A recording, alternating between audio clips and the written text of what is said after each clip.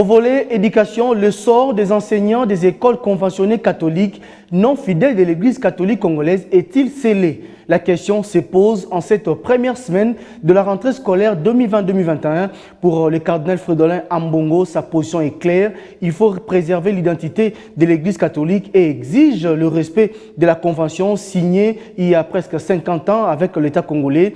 Le ministre de l'EPST, quant à lui, dénonce la discrimination dans ces sous-secteurs et envisage rencontrer le prélat catholique pour harmoniser le vu.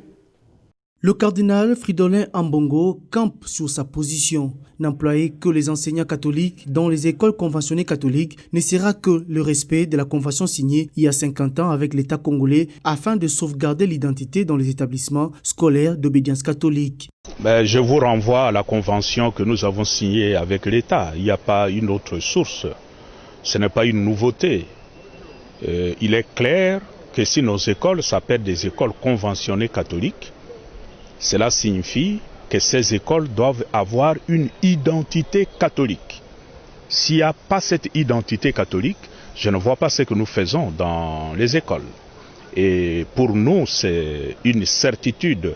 Nous n'avons pas besoin de l'approbation de qui que ce soit pour appliquer l'accord qui est en vigueur depuis pratiquement 50 ans.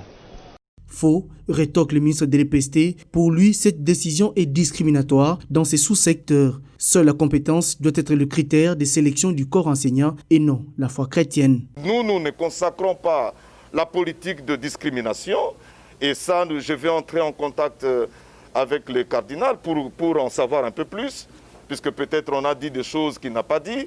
Je ne pense pas qu'un cardinal qui est un homme de Dieu, qui rassemble tout le monde, peut aller jusqu'à discriminer le secteur de l'enseignement.